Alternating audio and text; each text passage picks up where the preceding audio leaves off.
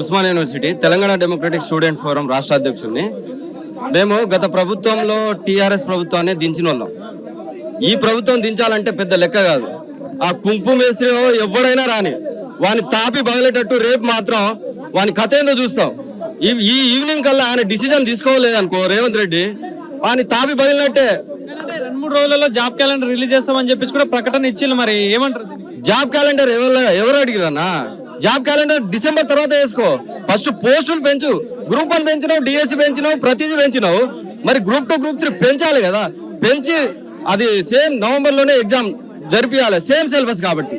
మేము అనేది అదే, మా డిమాండ్స్ అవి. అరే ఇంతమంది మంత్రులను కలిసినాం, కొంచెం కూడా ఇంకిత జ్ఞానం లేదు. అరే వాళ్ళకి అంత అహంకారం వచ్చింది. ఈ రోజు నిరుద్యోగం లేకుంటే తట్టా బుట్ట పట్టుకొని ఇంటికాడ ఫామ్ హౌస్ లో గాలి పీల్చుకునేటోళ్ళు. ఈ రోజు ఏంది 4 రోజులు ఆగు, నీ కథ చూస్తాం. 5 సంవత్సరాలు పేద డబ్బులు సంపాదించుకొని మంచిగా లగ్జరీగా బతుకుతామని వచ్చిన ఆవు చూస్తా, నీ సంగతి ఏందో చూస్తాం. రేవంత్ రెడ్డి నువ్వు ఎక్కువ రోజులు ఉండవు, నీ కథ ఏందో అయిపోయింది, నీ ముగిసింది. ఏమనుకుంటున్నావు? నిరుద్యోగం లేకుండా ఈ రోజు లేవు. కరా ఖండిగా చెప్తున్నా, ఉస్మానియా యూనివర్సిటీ తలుచుకుంటే నువ్వు ఏడా బతకలేవు. గుర్తుపెట్టుకోను, ఉస్మానియా యూనివర్సిటీ మీద కూడా నువ్వు కామెంట్ చేసిన రోజులు ఉన్నాయి. ఎప్పుడైనా ఇప్పటికి మాత్రం నువ్వు కనుక పోస్టులు పెంచి ఎగ్జామ్ నవంబర్ డిసెంబర్ లో జరపకుంటే రేపు ఉంటుంది నీ కథ. ఒకటి అన్న, నిరుద్యోగుల పోరాటాలతోటి, నిరుద్యోగ ఉద్యమాలతో అధికారంలోకి వచ్చిన కాంగ్రెస్ పార్టీ అధికారంలోకి వచ్చి 7 నెలలు గడుస్తా ఉన్నా ఇప్పటికీ నిరుద్యోగులకు ఇచ్చిన ఒక్క హామీలు కూడా నెరవేర్చలేదు.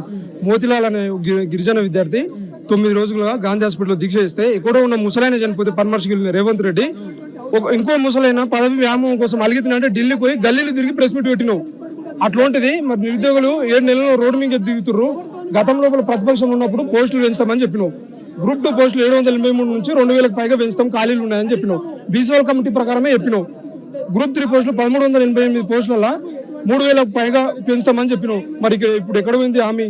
కాబట్టి ఖచ్చితంగా ఇమీడియట్ గా ప్రభుత్వం స్పందించాలి. లేకపోతే రాష్ట్ర వ్యాప్తంగా నిరుద్యోగులందరం నష్ట దిగ్బంధం చేస్తాము. ఎమ్మెల్యేలు కానీ, ఎంపీలు కానీ, మంత్రులు కానీ అడ్డుకుంటామని చెప్పి హెచ్చరిస్తున్నాను. ఎవరైనా అందుబాటులో ఉంటున్నారా? ఎవరైనా మీరు సమస్యలకు వెళ్తుంటే పట్టించుకుంటున్నారా? ఒక్కరు కూడా అందుబాటులో లేరన్న. తీర్మానం వల్ల కానీ గతం లోపల వార్తలు